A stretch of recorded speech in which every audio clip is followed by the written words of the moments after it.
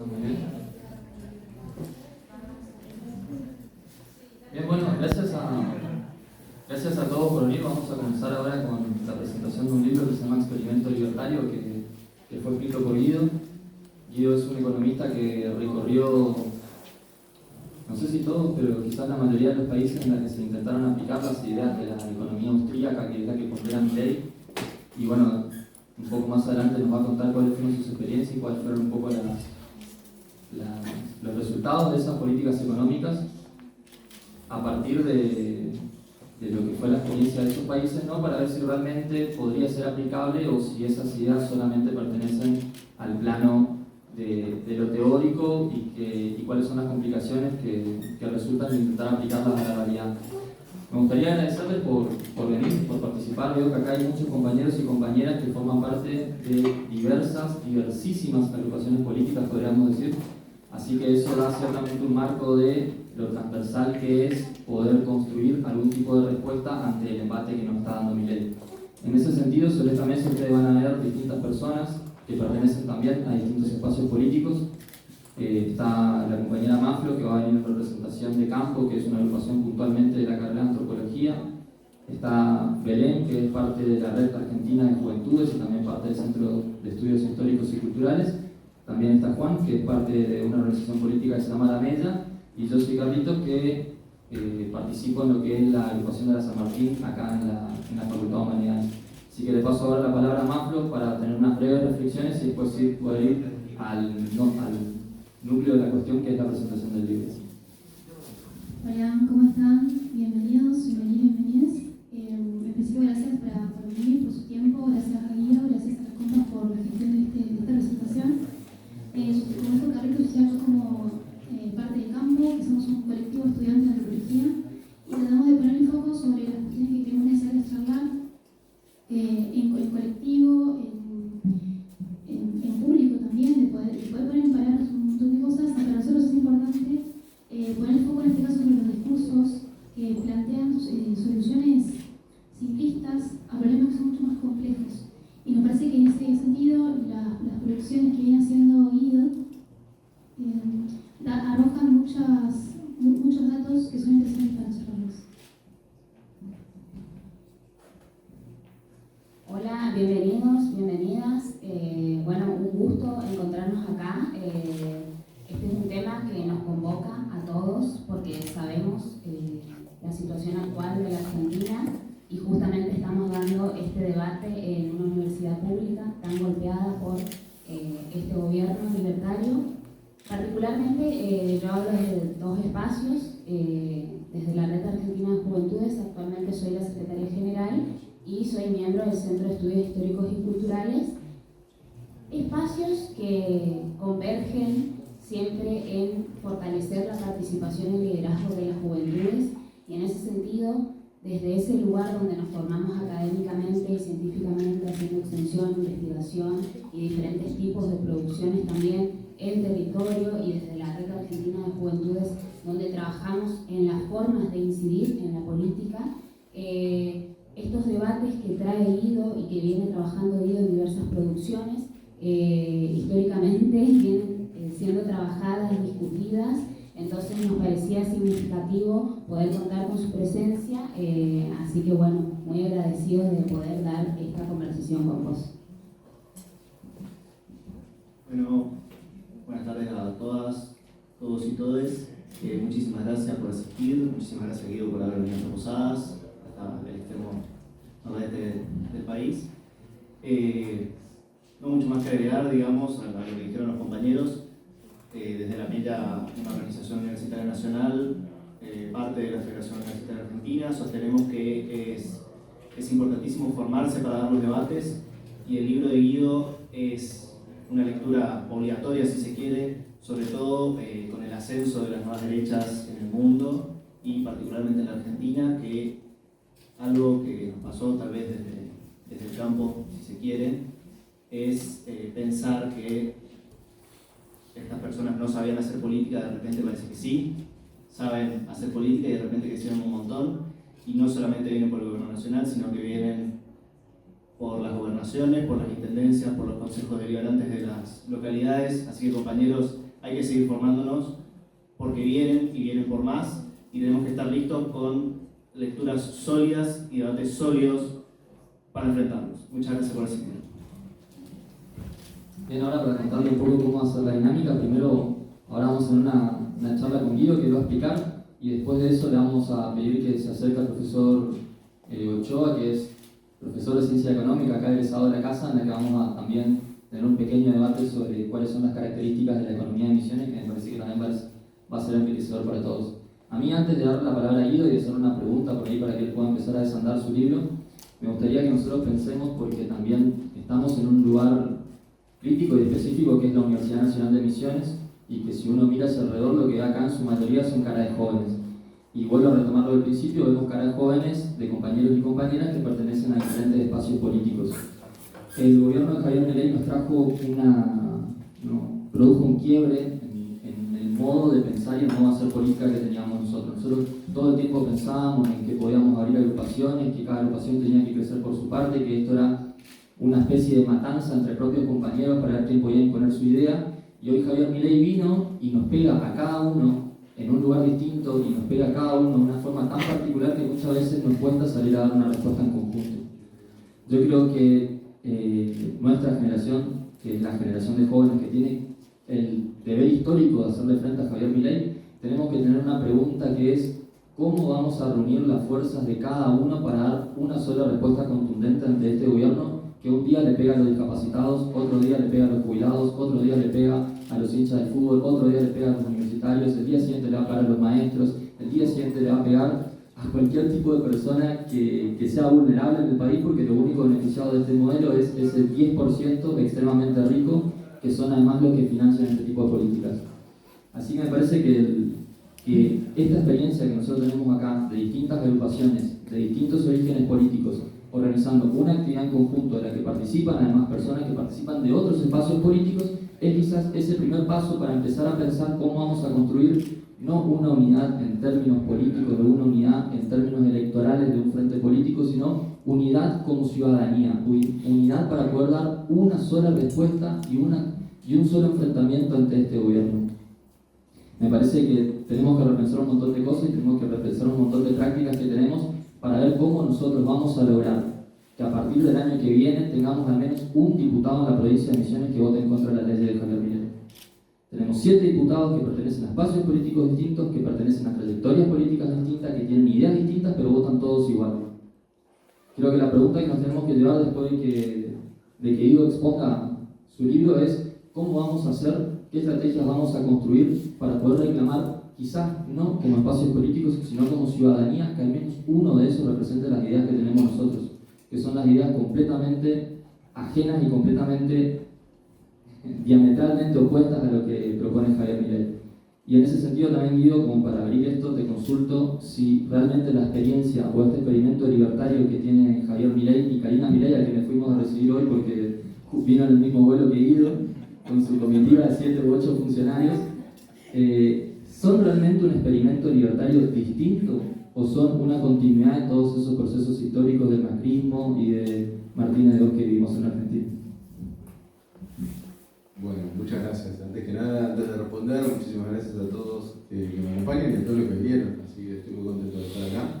Es la última provincia que voy a hacer porque hice todas las provincias del país, ¿no? El libro en todas las provincias, así que me queda Santa Cruz, un poco difícil organizar, pero ya vamos ahí. Así que, bueno, muy agradecido desde ya. A ver, respondiendo a la pregunta para no evadir y ya meternos de lleno en el libro, a mí me parece que lo que estamos viviendo, que es una cuestión recurrente cuando uno hace análisis económico o político de los distintos periodos, es tratar de vincularlos con el pasado.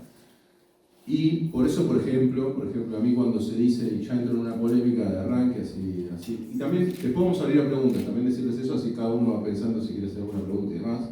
Cuando decimos que es un gobierno fascista, yo estoy en profundo desacuerdo, porque me parece que justamente tratar de emparentar las experiencias anteriores con una simplificación y decir es fascista cuando el fascismo está caracterizado por reivindicar lo nacional, me parece solamente como uno de sus ejes, me parece que es un error. También decir que esto es macrismo me parece que es un error. Ahora, es cierto que siempre, en un periodo de transición hacia el libertarianismo, que es lo que quiere llegar llegar Milei, va a haber características en común.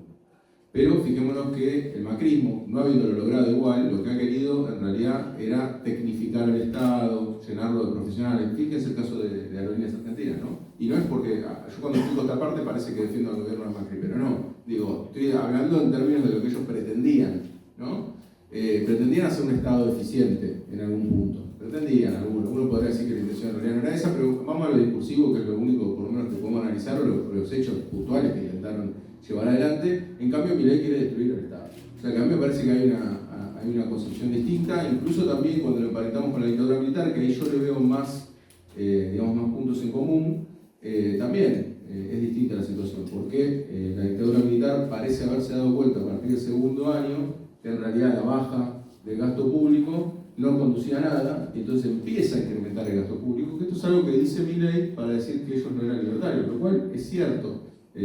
Cuando uno ve el registro histórico, está en el libro, en el año 76, que se da la mayor caída del salario real de toda nuestra historia, 36 puntos cayó el salario real, imagínense, sería un escándalo hoy en día. Hoy, como tenemos el piso más bajo, no lo pueden bajar tanto, pero quiero decir, es un registro de una caída del salario real muy grande.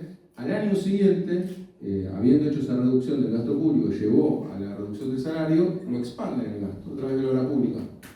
Ahora, esto no es porque si venían de los mismos digamos, centros académicos de los que vienen ahora los libertarios. Pero la diferencia fue que se dieron cuenta, teniendo todas las posibilidades y las herramientas, porque no había democracia, de no tener sindicatos, de no tener ningún tipo de oposición, así todos se dieron cuenta que no funcionaba reduciendo el gasto público al infinito, entonces empiezan con la expansión de la obra pública sobre todo. Por ende, tenemos por ejemplo autopista Buenos Aires-La Plata, que hecho por la dictadura militar. Entonces, esa expansión del gasto hizo de hecho que el salario no continuara en una caída constante, sino que hay cierta, como una serie histórica, da la caída del 76 y después se empieza a tratar de levantar el salario real. Con esto, de nuevo, tampoco es una defensa de la dictadura militar. Lo que estoy planteando son las diferencias en lo que son los datos que podemos ver de ambos periodos. Pero bueno, eso me parece que ahí un poco que es lo central. Pero bueno, un poco en modo de presentación del libro, traje los dos libros. Les quiero contar muy rapidito, y sobre todo porque me interesan mucho las preguntas. A mí me interesa que cada presentación sea distinta, aparte para que no me aburra yo también, así que no pasa nada, así que pueden hacer todas las preguntas que ustedes quieran hacer, de lo que mejor les parezca. Pero les quiero contar que lo que es Falacias Libertarias fue mi primer libro. Ese libro lo publicamos en junio del 23. O sea, Milei iba tercero en las encuestas cómodo.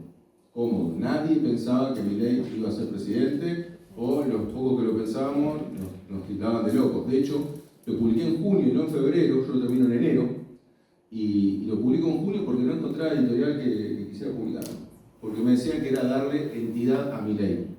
O sea, para que se den una idea, en el canal que estaba la política, las editoriales en general, que no veían la posibilidad de que, o sea, que pensaban que por publicar un libro se le iba a dar entidad cuando prendías la tele y estaba Milei todo el día, cuando abrías TikTok y estaba Milei todo el día. O sea, era algo que era inevitable. Así todo, por eso siempre reconozco a la editorial SICU, publicamos el libro Falacias Libertarias en junio. ¿Y qué fue lo que pasó? Cuando Milei en agosto gana las PASO, o sea, es el candidato más votado de las PASO, lo que uno encontraba en las librerías es que iba a buscar algo sobre lo que eran las ideas libertarias y no había nada. Entonces Falacias Libertarias se convirtió en el libro más vendido en la historia de la editorial. Con lo cual, bueno, es un agridulce, ¿no? Porque hubiese preferido que se venda menos, pero que no gane Milei. Pero bueno, son las cosas que terminaron pasando. Entonces, en definitiva, Falacias Libertarias lo escribo previo a que Milei gane las elecciones. Eso es importante para quien lo lea, que entienda que en realidad estábamos tratando de desarticular todo lo que ellos planteaban, que estaba, por ejemplo, lo de la compra y venta de órganos, por poner un ejemplo. Pero fue un tema que se plantó en ese momento, que ahora lo llaman campaña sucia, pero que fueron propias declaraciones del presidente avalando esta cuestión, ¿no? De la hora presidente. En cambio, bueno, después en lo que es cuando ya gana Milei las elecciones, me pongo a escribir Experimento Libertario, con lo cual complementamos muchas de las cosas que están en Falacias Libertarias, pero a su vez me tomo el trabajo de ir hacia los lugares de los cuales hablo en el libro, y eso es lo que rápidamente les quiero contar, muy por arriba, para que después si hay alguna duda con esto me pregunten. Que básicamente la primera pregunta que me hago cuando cuando me pongo a escribir experimento libertario es ¿en qué lugar del mundo implementaron esto? Esa es la primera pregunta, por eso también lleva el nombre, no experimento, ¿no? Porque sentimos que estamos en un experimento, ¿no? Que no hay nada. Sin embargo, Milei en su relato nos trata de decir como que esto es lo normal, que esto es lo que hay que hacer, ¿no? Y sin embargo, cuando uno va a la información disponible, se encuentra con que no hay nada de esto hecho en el mundo, o hay muy poquito. Entonces me tuve que ir a 3 casos muy chiquitos. Uno es Grafton, que tomó algo de renombre, así por el nombre, capaz que no todos lo conocen, pero Grafton es un pequeño pueblo de Estados Unidos, casi al límite con Canadá. Me fui con el auto hasta allá para ver qué era lo que había ocurrido, y la única noticia que había tenido es que había sido un pueblo invadido por osos. A lo cual ya dije, bueno, vamos a ver si no me ataca ningún oso, pues fui. Y lo que me encontré, obviamente, desde mi visión, no pude conversar. Yo en cada lugar que voy, no es este ejercicio que lo estamos haciendo hoy, si no lo hago en general, hablo con economistas del lugar, nada más que por una cuestión de entendimiento y tratar de ver qué es lo que esa persona investigó sobre el lugar o qué piensa. Y en Grafton no había ningún economista, pero bueno, me puse a charlar con la gente, y lo que me encontré fue que 100 libertarios se habían trasladado a Grafton, que es este pueblo de Estados Unidos, más o menos 1000 habitantes. ¿Y qué pasa? Con 100 personas vos ya dominás las decisiones de esta ciudad, ¿tá? Y se mudaron a propósito, digamos, con la intencionalidad de poder incidir sobre las decisiones. ¿Por qué? Porque se dieron cuenta que en la asamblea pues, se define todo mediante asamblea, hacia el estilo de los Simpsons, levantando la mano, y entonces se dieron cuenta que con 100 ya podían imponer su pensamiento. Entonces en forma coordinada se van, ponen una fecha determinada y dicen, bueno, nos vamos, nos trasladamos. Y efectivamente llevan adelante un programa libertario en términos de la transición, ¿no? Como también podríamos decir ahora que estamos transicionando hacia el libertarismo. Siempre hay que tener en cuenta, siempre las ideas extremas no se llevan de un momento al otro. Digamos, también desde la extrema izquierda, por decirlo de alguna manera, o no va mañana, por lo menos en las propuestas electoralistas o dentro de la democracia, no está planteado, siempre hay un programa de transición, ¿no? Entonces, en esta cuestión que lo que hacen, empiezan a bajar las tasas, empiezan a dar menores servicios en lo que es el Estado en general, y uno de los servicios que, bueno, no renuevan el camión de bomberos, entonces cuando había que votar, no renuevan el camión de bomberos, cuando había que votar baja de impuestos, o sea, de tasas municipales, las dan de baja, o sea, empiezan a bajar esas tasas municipales y empiezan a cumplir el programa libertario. Y finalmente lo que termina ocurriendo es que la recolección de basura no la hacían muy esporádicamente. Como es una zona de mucho frío, de lugar de osos, lo que ocurrió fue que estos osos se empezaron a acercar hacia la ciudad, porque empezaron a ver que no recolectaban la basura, hasta que finalmente la señora abrió la puerta de su casa y tenía un oso adentro que la ataca. Entonces fue el primer ataque de osos hacia una persona en esa zona, más allá de que sea una zona de osos. Entonces, a partir de esto, tomó cierta relevancia este caso, pero a mí lo que me pareció interesante, más allá de esto, que quizás alguno en alguna nota perdida lo pudo haber leído, lo que me pareció interesante es qué pasó en términos económicos. Bueno, en términos económicos las propiedades cayeron un 30%. O sea, las propiedades de las personas se ven deterioradas. Ahora yo dije, bueno, habrá sido un boom comercial, porque todos van a querer abrir un comercio acá. No había un solo comercio de nada. O sea que las tasas municipales en realidad terminaron bajando para las viviendas nada más, porque después, si vos te querías abrir un comercio, no había. Quería cargar nafta el auto, no tenía dónde cargar nafta. Me mandaban a otro pueblo, entonces yo decía, ¿pero dónde vas a hacer las compras de supermercado? A otro pueblo, o sea que terminaba pagando las tasas más altas.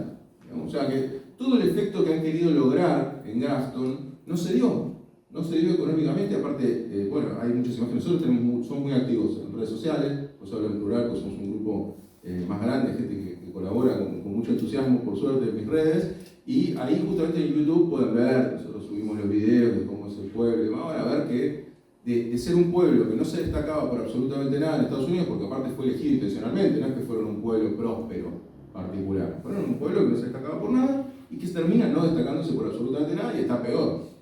De hecho, con la persona que yo conversé me dice, mira, yo soy republicana, yo soy de derecha, pero no lo quiero ni ver a este tipo. O sea que fíjense, por eso un poco el encuadre también del libro y que trato de ponerlo en experimento libertario, es que la crítica hacia el libertarianismo se puede hacer tanto de la izquierda como de la derecha. O sea, no hace falta ser de izquierda para criticar la libertad. Bueno, en el caso de Grafton claramente fue un experimento fallido, no quiero andar mucho más, en el libro obviamente hay más información, pero después tenemos otros dos casos, uno es el de Liberland, que es un autoproclamado país libertario. ¿Esto qué me parece interesante? Bueno, ¿cómo arranca de ser un país libertario? ¿Cómo es de cero? ¿Qué se plantean para organizarse? Porque uno siempre cuando plantea un libertarianismo en esta transición de la que hablamos, tiene condiciones preexistentes. Y obviamente esas condiciones preexistentes te condicionan. Y es difícil porque mañana si Milei quisiera eliminar el Estado no puede, pero no puede hasta legalmente, no puede, ¿no? Entonces bueno, el Lieberland arranca de cero, un territorio, está contando un poquito la historia, un litigio entre Croacia y Serbia para ver de quién es ese territorio, nadie lo reclama porque si se da el terra nullius, o sea que si vos reclamás el territorio, perdés más territorio del que ganás en el global. Entonces un empresario checo se dio cuenta, plantó bandera ahí y dijo, este es mi país, y acá va a ser Lieberland, y acá no va a haber impuestos. ¿Y acá cómo nos vamos a manejar? Bueno, hay que comprar una criptomoneda del país y el que tiene más criptomonedas define lo que pasa en el país. Entonces, como una sociedad anónima, después cada uno compra acciones y el más rico que compra más acciones define lo que se hace del país sin impuestos. ¿No? O sea, se financia con una criptomoneda, como multimillonarios. Digamos, una plutocracia es el dominio de los millonarios de un país, pero de esta forma explícita. Nos ocurre a menudo, pero en este caso en forma más explícita. Bueno, y después el último caso, breve de nuevo, Cospaia, que es un caso histórico que yo la verdad, este caso lo conocí porque cuando fui a juntarme a la Convención de Libertarios de Estados Unidos, me dicen nuestro modelo es Cospaia. Yo dije, bueno, no tengo idea, nunca lo había escuchado. ¿Dónde fue? En Italia. Voy, le pregunto a mis amigos italianos, me dicen, no tengo la menor idea, nunca lo estudié. Miren que los italianos estudian bastante en el colegio y en la universidad, y ninguno lo conocía. Y entonces lo que encontré fue que había sido un experimento que había durado 4 siglos. Yo dije, epa, acá encontré el experimento libertario que funcionó.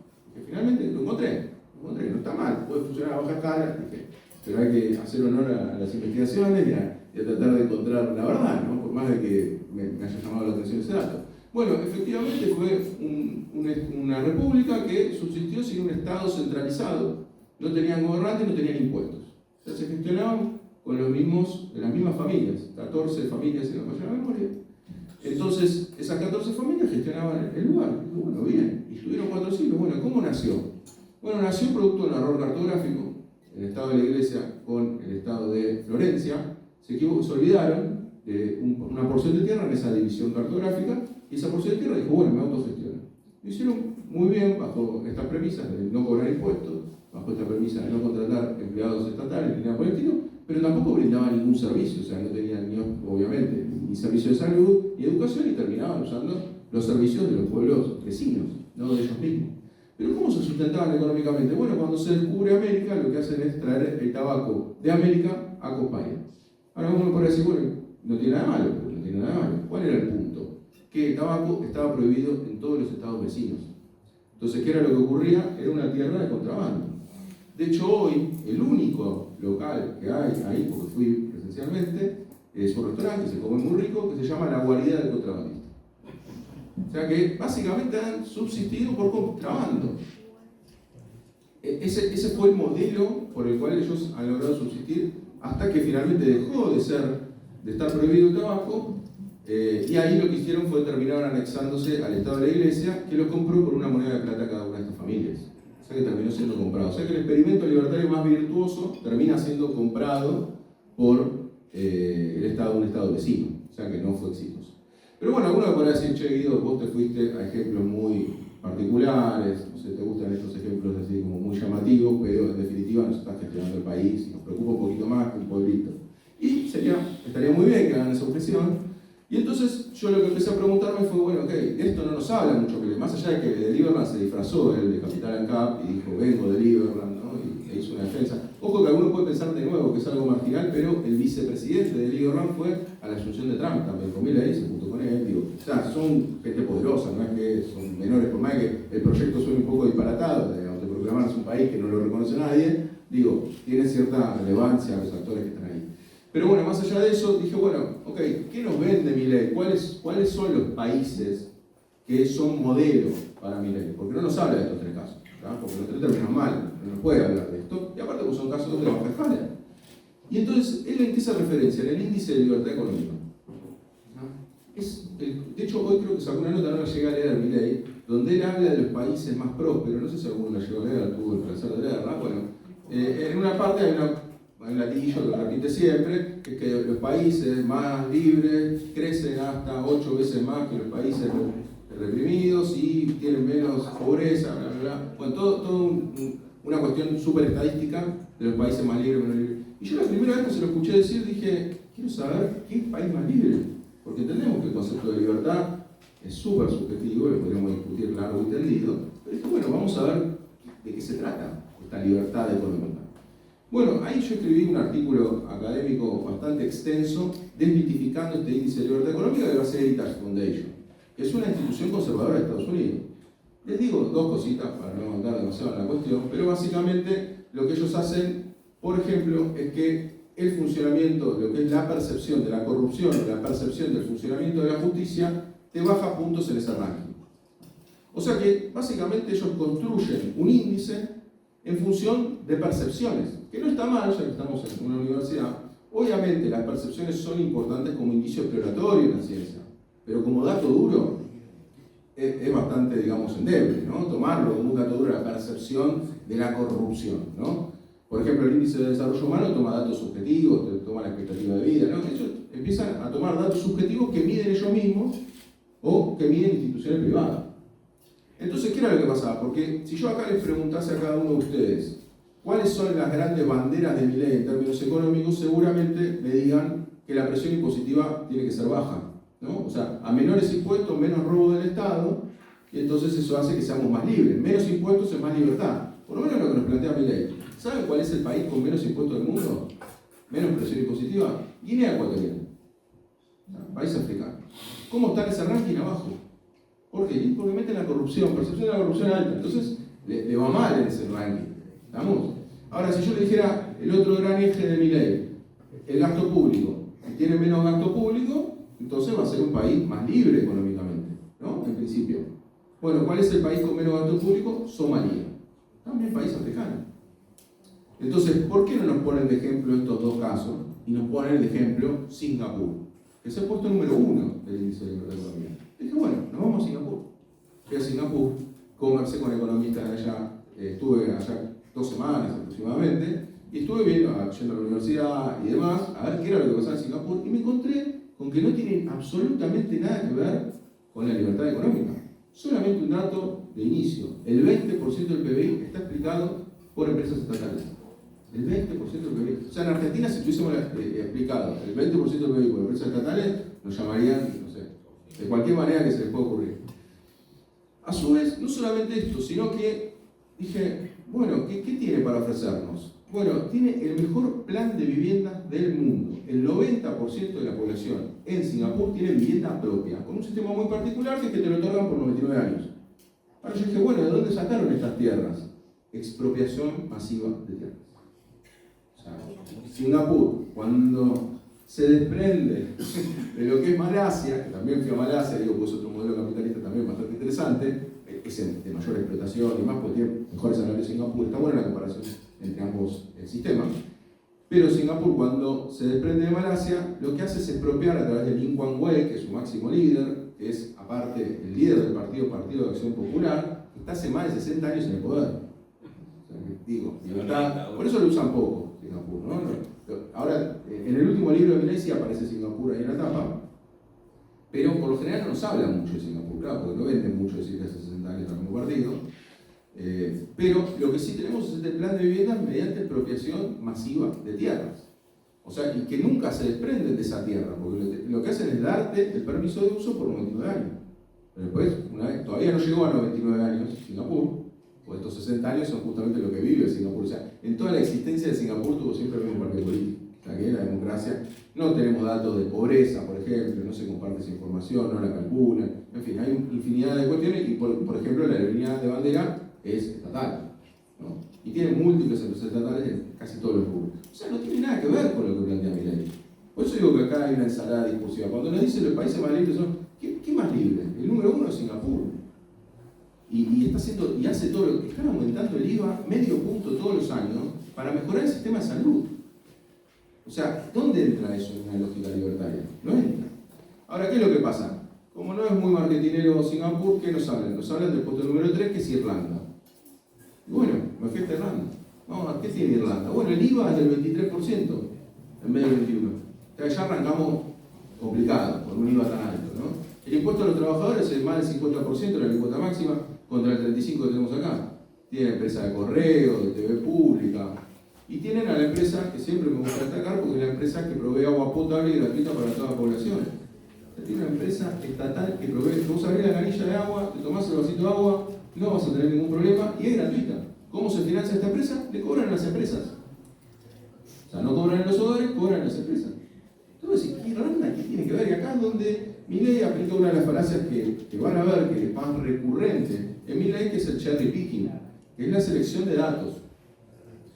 Para quienes no conozcan esta falacia, es como si yo acá tuviese una canasta de cerezas. No se las muestro, ¿no? La tengo acá oculta, pero le muestro una cereza linda, le muestro otra cereza linda, le digo, ven qué linda que está la cereza, y en realidad en la canasta tengo todas cerezas podridas. ¿Cuáles son las cerezas lindas que nos muestra con Irlanda? Bueno, dos, a grandes rasgos. Y fíjense qué simplista el análisis. Primero, es cierto que tienen impuestos bajos para las grandes corporaciones, 12,5% de impuestos para las grandes corporaciones. ¿Esto qué hace? Que Irlanda, al estar dentro de la Comunidad Europea, lo que hace es que muchos capitales, sobre todo los capitales norteamericanos, empresas como Microsoft, TikTok, Meta, se instalen su sede en Europa, en Irlanda. Y desde ahí le venden a Francia, Alemania, Italia, a todos los países de la Comunidad Europea. Con lo cual es lógico que las empresas se instalen en el lugar donde menos impuestos le cobran. Eso está claro. Pero también está claro que es producto de que le venden al resto de los países. De hecho, Europa se está quejando de esto. Está diciendo, che, mirá, vas a tener que subir los impuestos, porque si no vamos a tener un problema. De hecho, creo que ya arranca ahora con una alícuota de 15, si lo hicieron subir a 15. Con lo cual vamos a ver ahí qué pasa. Y entonces, en definitiva, lo que hacen es tener bajos impuestos a esas empresas y registran las patentes ahí. Por ende, por ejemplo, en el año 2015 crece un 25% del PBI en Irlanda. Y bueno, cuando miramos más o menos los datos de crecimiento del PBI, el 25% es algo que no es normal, es obvio que algo raro había, ¿no? Bueno, es esto. Entonces el PBI se agranda artificialmente. Irlanda tiene un buen PBI, que a su vez, como lo dividís por los 5 millones de habitantes que tiene, te da uno de los PBI per cápita más altos del mundo. Europa, seguro. Entonces, ¿esto qué produce? Impuestos bajos, primera cereza. Segunda cereza, PBI per cápita de los más altos del mundo. Listo. Pero no me contaste todo lo demás, no me contaste los impuestos, cuánto es el IVA, no me contaste cómo se logra, no me contaste que estás en un bloque económico. ¿Queremos ser Irlanda? Bueno, ¿qué va a poner el impuesto del 23% del IVA? Tiene un bloque económico detrás. No tiene absolutamente nada que ver con Argentina. Esto es lo que hay que entender. Ni con lo que está haciendo ahora. Por ende, digamos, lo que nosotros tratamos de explorar desde el libro es justamente que el modelo, y esto quizás suena menos marketinero, pero para mí, y a veces se les escapa un poco decir esto a los libertarios, el modelo que persigue Milei es el modelo económico paraguayo. ¿Y cuáles son esas características? Porque eso también hay que entenderlo, porque cuando yo me enojo mucho, en lo personal, siempre uno se enoja más con los propios que con los ajenos, cuando dicen, no, la inflación no la van a poder controlar. No, yo desde el inicio de la gestión te digo, este gobierno va a lograr, si va a fondo, va a lograr controlar la inflación. ¿Vamos? En Paraguay lo han hecho. En Paraguay tenés 3% de inflación anual, tenés 2-3% de crecimiento. Tienen baja inflación y crecimiento. O sea, el deseo máximo de Milei. Pero ¿cuál es el problema? Bueno, que todos deben tener algún conocido o alguien viviendo allá. Allá en Formosa me contaban muchas anécdotas de la gente viniendo para atenderse en el COVID y demás. Pero quiero decir, ¿cuál es el problema que tienen ahí? Bueno, la enorme inequidad que tienen, lo pésimo que es la atención en salud. Dicho por fui a Paraguay, entrevisté 2 economistas paraguayos y me contaban, ellos mismos, o sea que no estoy haciendo ninguna revelación desde este lado, sino que ellos mismos me cuentan que vienen a atenderse al sistema de salud argentino. Porque la salud y la educación son pésimas. Entonces, ¿pero por qué lo lograron? Porque tiene una presión impositiva que es la mitad que la Argentina. O sea que efectivamente es hacia dónde quiere ir Milei. De hecho, en el Pacto de Mayo él dice, quiero llegar a un 10% de presión impositiva. Argentina hoy tiene un 29%, dicho sea de paso, saben que un dato que se dice poco, Milei en el año 2024 aumentó la presión impositiva. Esto es una contradicción. Aumentó la presión impositiva, cuando me dice en términos globales, ahora que tenemos toda la información, bueno, nos da eso. Bueno, Paraguay tiene menos de la mitad de la presión impositiva que Argentina, tiene un IVA del 10%. Entonces, funciona bajo esa lógica de libertad. Estoy hablando del modelo, obviamente son 2 países distintos, tenemos distintos recursos, pero quiero decir el modelo. Estabilidad macro, con una enorme desigualdad, 3 de cada 4 trabajadores no llega al salario mínimo. Cuando nos dicen, bueno, ahora este plan de esto que salió en estas últimas semanas, bueno, queremos que la economía se formalice mediante el no control. Bueno, tenemos 42% de informalidad laboral. ¿Saben cuánto tiene Paraguay? 60. Más de 60. Entre 60 y 70. Entonces, toda ahí la lógica, por eso ahí digo que ahí se ve clara esa contradicción, ¿no? En realidad hacemos menos controles para que la gente formalice. Bueno, Paraguay nos muestra que no. Y te va yo me acuerdo, anécdota nada más, voy al hotel ahí, quiero pagar 10% de IVA. Y el tipo me dice, ¿pero necesitas factura? 10%, claro, acá cobramos el 21%, pero digo, sobre el 10% también evadís sobre el 10%.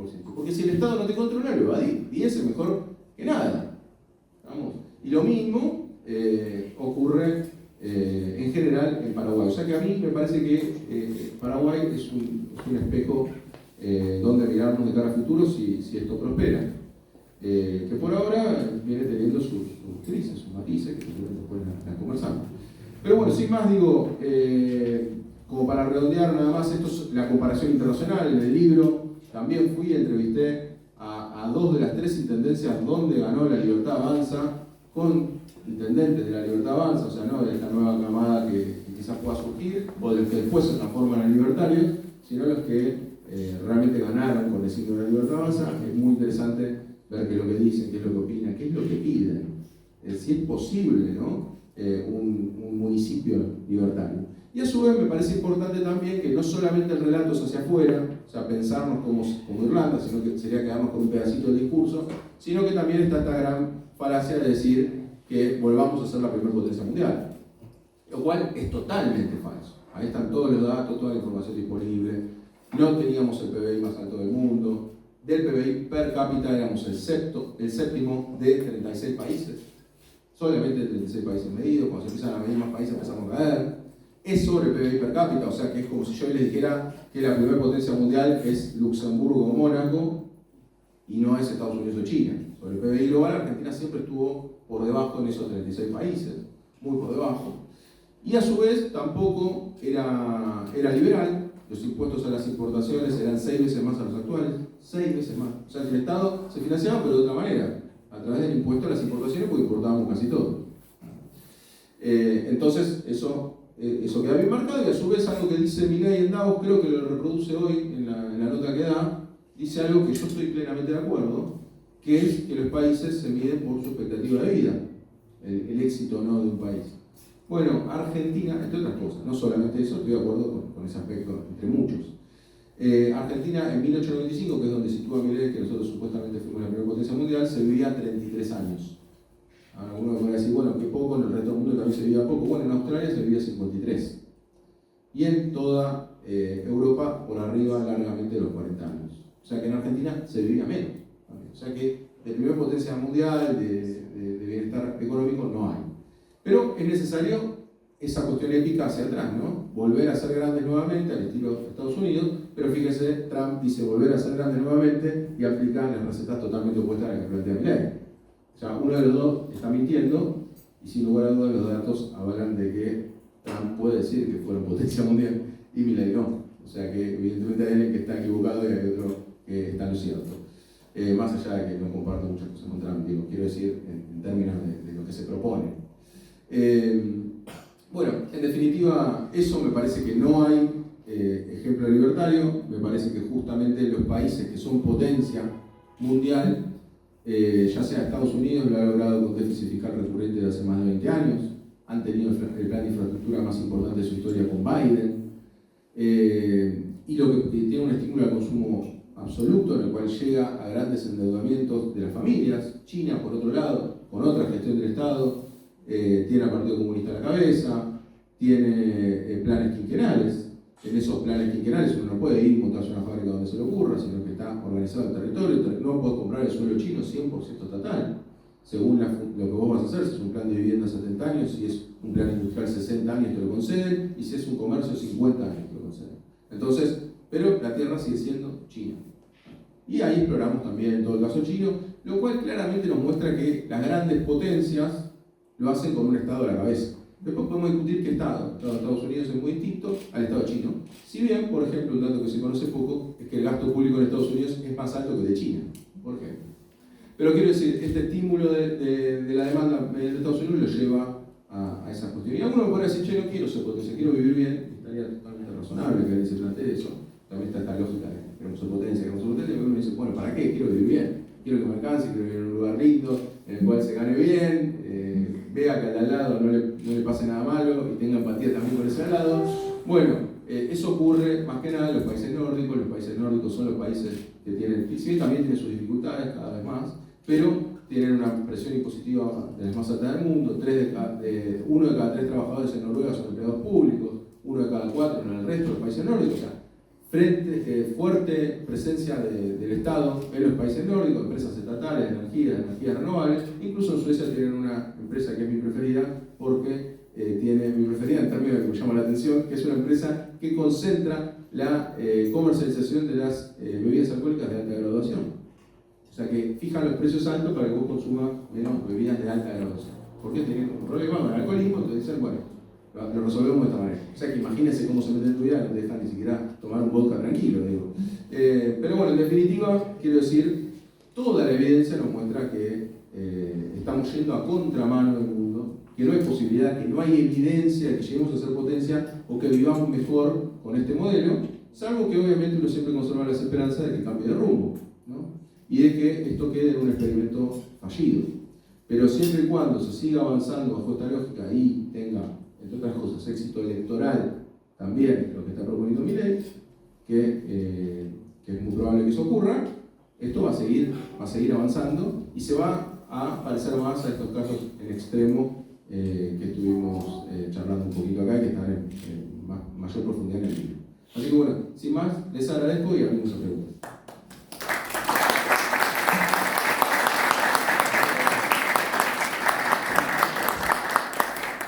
Yo creo que si uno quiere pensar la Argentina hace 100 años que propone Milei, lo primero que debería ir a ver es el informe Nicholson de 1914, en el que explica exactamente cómo se vivía en la provincia de Nación en un régimen prácticamente libertario en el que ni siquiera existía la mínima presencia del Estado asegurando el salario, sino una explotación completamente semi-esclavista, ¿no?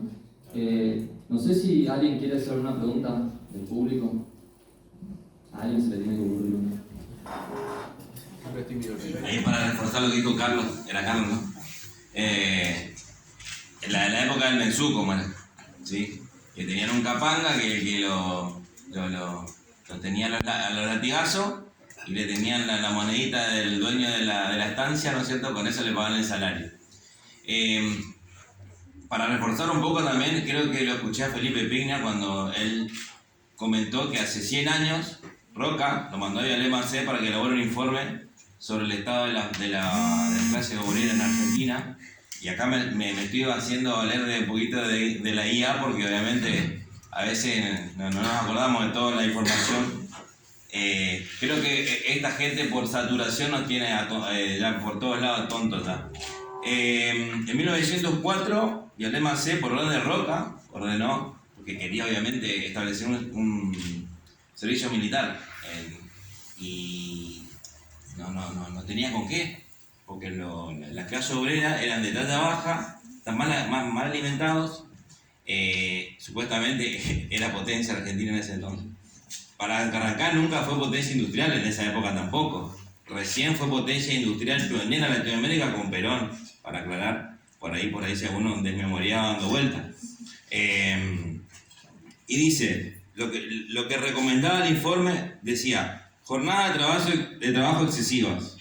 Era larga y extenuante, especialmente para el ámbito rural. Salario bajo, era más bajo incluso en comparación con otras naciones y a menudo no cubría las necesidades básicas de trabajadores y familias. Condiciones de vivienda precarias. Trabajo infantil y protección laboral. Bueno, la recomendación que tuvo ese informe fue la jornada de 8 horas. Porque encima, obviamente, trabajaban los hombres, las mujeres y los niños. Y pedían justamente que le bajen la hora de trabajo a las mujeres y los niños. Por eso fue que la huelga Alén, creo que fue en 1892, si no me equivoco, que terminó en un desastre, ¿no es cierto? Pero lamentablemente la gente no se informa, o al menos no sé si hemos perdido la capacidad de estudiar la historia, o por lo menos la historia reciente, ni siquiera vamos a hablar de 100 años, ya la época de los 90 le hablás a alguien, nadie sabe qué pasó en los 90. Vos le decís, ¿te acuerdas qué pasó con Menem? No, como que no. Era una joda todo con Menem, o sea, todo el mundo estaba yéndose de vacaciones al exterior, comprando propiedad en Brasil, porque vamos a ser sinceros, $8.000 te salió un departamentito con el cruceiro devaluado. porque no tenían los reales. Porque iba con $8.000 a Brasil y tenía un departamento en Camboriú. Entonces todo el mundo, viste, iba a la joda, ¿no?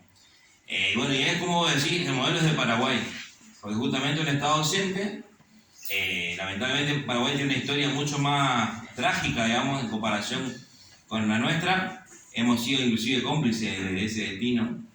Nos merecemos dar una mano a los hermanos paraguayos, a ellos se merecen, porque le hemos hecho mucho daño, ¿no es cierto? Como Argentina, Brasil. Y realmente que ellos vengan a atenderse acá a mí no me molesta, para nada. Creo que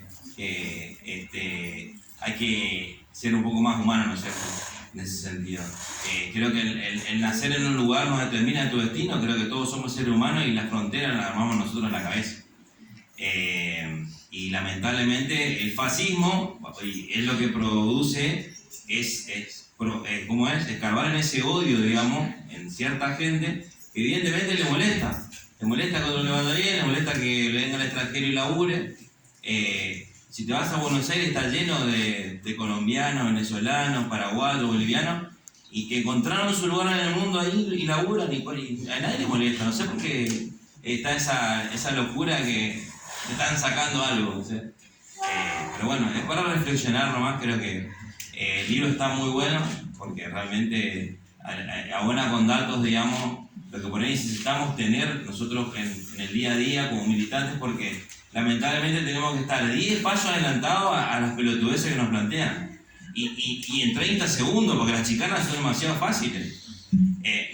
¿Sabes qué? Andá a mirar el video de Piña, que habla 1 hora más o menos de la historia de San Martín y Moreno, qué sé yo, de Belgrano. Entonces, estamos conviviendo con algo también que es el tiempo. Esta gurizada está educada con TikTok hasta 30 segundos, entonces los conceptos son muy complicados de introducir y no tenemos las mismas herramientas ni las mismas armas. Entonces tenemos que buscar en un ámbito académico como una universidad que tiene por ahí un proceso de conocimiento un poquito más, obviamente, amplio. Muchas veces nosotros tenemos que estar ahora acá estudiando para debatir con un pelotudo que te sale con TikTok. Pero bueno, lamentablemente eso es lo que nos toca y lo tenemos que hacer. No sé cuál será el método, no sé si será la ternura, si será la bronca, si será el amor, el odio, pero creo que bueno, tenemos que buscarle ese camino. Entonces, gracias Guido por estar acá con nosotros y la verdad que nos ayuda un montón tu presencia en todas las provincias y más acá en Misiones, que estamos justamente necesitando buscar un norte, buscar una herramienta, buscar tener cosas para poder proponer, básicamente, porque creo que está ahí el problema, en la propuesta. Gracias.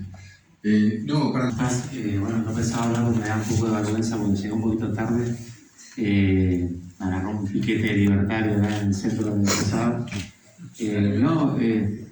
Primero agradecerte porque la verdad que justamente lo que necesitamos, como decía acá el compañero, es tener argumentos, ¿no? En este momento, bueno, yo me considero un militante desde hace mucho tiempo. Soy candidato a estas elecciones a concejal y justamente me pasa eso que vos decías. Yendo a los medios, acá el compañero me hizo una entrevista muy interesante, uno se puede explayar, pero al momento de pensar en una campaña me decían, tenés que hacer una propuesta sobre trabajo, sobre vivienda, sobre agua potable en 30 segundos. Escuchen, 30 segundos, ¿cómo hago? Pero la verdad que es un ejercicio que hay que hacer, no es lo único que me gusta, por lo menos en estos momentos. Pero creo que es posible, digamos, resumir por ahí pensando en esta lógica de las redes, que no es la lógica que uno está acostumbrado. Pero muy interesante, yo te había escuchado en algunas entrevistas en otro momento, tener datos, ¿no? Y sobre todo confiar en mostrar la realidad, digamos, lo que vos decís, digamos, que esto está afectando, digamos, uno lo ve en Posadas, lo ve seguramente en otros lugares del país. Mostrar la realidad, que es lo que pasó, por ejemplo, hoy. En Posadas están pudiendo hacer su acto libertario, pero no verá cuando fue Karina Milei, un grupo de observatorios, muchos de los cuales han apoyado y salieron a festejar acá en Misiones con la motosierra cuando ganó Milei. Ahora están reclamándole, sintiéndose traicionados porque están viendo en carne propia cómo estas políticas les han afectado a la vida, ¿no? Observatorios, docentes, jubilados, mis compañeros de la CTA Autónoma, un montón de gente que fue ahí a poner el cuerpo, arriesgándose, porque sabemos la lógica represiva que tiene este gobierno. Pero me parece muy importante, ya quiero contar con esos elementos. A mí me pasa en particular que tengo amigos, algunos de los cuales han votado a este gobierno, ¿no? Que nos juntamos, por ahí somos amigos de toda la vida. Y bueno, y con el tiempo se termina entendiendo, pero sí es muy importante contar con datos, poder discernir en este cherry picking que vos hablabas, que un poco lo hacen todos, digamos, no es que es algo exclusivo. Pero bueno, cuando ese relato que hace un gobierno se escapa tanto de la realidad que vive la gente, creo que eso va decantando. Y bueno, nosotros como militantes tenemos que apostar a siempre formarnos, estar afilados, porque es lo que dice acá también el compañero, es cierto, ¿no? Hay que rebatir y rápidamente y con argumentos concretos, datos, y bueno, así que bueno, agradecido porque bueno, siempre se aprende, y sobre todo esto que comentabas, digamos, por ahí dejar de lado que uno la militancia la tiene en el corazón y tiene que ver con la empatía, con querer un mundo mejor para nosotros, para nuestros hijos y demás, y por ahí frente a esta lógica donde vemos un montón de gente en las redes sociales y gente inclusive paga o bots que nos hacen ver o que nos quieren hacer ver que ser un descorazonado es lo normal y es lo que está bien. Nosotros como militantes trabajamos todos los días para que eso no sea el sentido común, pero bueno, en estos momentos sí es importante ser práctico y mostrar que esto en lo concreto nos está afectando y mucho. Así que bueno, agradecido por tu trabajo, por los datos y siempre buscando argumentos, ¿no? para convencer que es lo que hacemos, lo que militamos por convicción. Así que muchas gracias. Gracias a vos. A mí me quedó dando vueltas cuando dijiste, acá el compañero habló del fascismo, vos habías dicho que no es fascismo, yo sí creo, pero creo que es como dice Buenaventura de Sousa Santos, que es un neofascismo, donde a diferencia del fascismo duro de los 20, 30 y 40 del siglo XX, tiene una forma democrática, pero tiene al menos algunos ejes que sí podemos decir que es fascismo. Por ejemplo, la supremacía blanca, cuando Milei dice estéticamente somos superiores, y justamente lo que dice compañero, los paraguayos son estos, los bolivianos son aquellos, los chilenos son esto, ahí estamos viendo el fascismo. Entonces me parece que definirlo a eso es fascismo, pero ayornado, por ejemplo, a este neofascismo donde todos nosotros somos los enemigos, el Estado no tiene que actuar, no hay partido único, hay una fachada democrática, porque la verdad esto de no usar el Congreso ya nos muestra de que es fascismo, o esto que decimos, no fascismo. Entonces, a raíz de esto que podamos reflexionar de que, como alguien me dijo una vez, al pan pan y al vino el vino, es un fascismo disfrazado de algo democrático, pero que, y ahí sí digo, comparto con vos totalmente que en una semana aquel que ya está, tengo compañeros docentes que están y van a volver a votarle, y es más, estoy en un grupo donde a veces tenemos alguna, y yo creo que Amarilla, el referente policial, a ver, los policías nos castigan y le dan más sueldo para que nos peguen. Entonces, ese es otro ejemplo de cómo, en vez de a un compañero, que a lo mejor, como bien decían, está un tiempo explicando, como decía el compañero, ¿no? Está en un programa y en 5 minutos o en 3 minutos tiene que decir algo que a lo mejor dura un montón, y nos aparece Amarilla, que a los docentes, en los 90, en el 2000, nos hacía persecución. Pero esas cosas, como bien dice, el tipo nos investigaba. Y hoy parece un héroe. Y no lo es. Y lo tenemos que decir. Los que estamos en el campo nacional y popular, Amarilla no es de los nuestros. Así, bueno, y cierro con la idea, ¿qué te parece? Creo que estamos en un régimen neofascista, disfrazado con algo democrático, y que propone, ¿no? Como bien vos decís, nada que ver con la patria es el otro, sino que sálvese el que pueda. Y vos tenés que salvarte y no importa si el otro te va para más. La buena pregunta cortita. ¿Por qué usted cree que el discurso económico de Milei caló fondo en la clase baja y media que terminaron derivando en su victoria? Bien. Pará, micrófono. Y hay dos tipos de razonamiento, ya que estamos hablando de razonamiento, y a mí me parece que, o sea, en realidad hay más, pero de lo que estamos hablando son importantes tener en cuenta el razonamiento lógico y el razonamiento emocional. El razonamiento lógico es más de lo que estabas hablando, y el razonamiento emocional tiene que ver con lo que también estabas hablando con respecto a el voto no a favor de Milei, sino en contra del otro. Buenas noches. Primero, señor Guido Tinelli y a toda la mesa. Quiero felicitarle al muchacho que está a la izquierda porque cuando dijo que vienen por los jubilados, la gente de Garham y ahora también por los niños, porque Paca Paca se ha transformado en una versión absolutamente y diametralmente opuesta a lo que teníamos.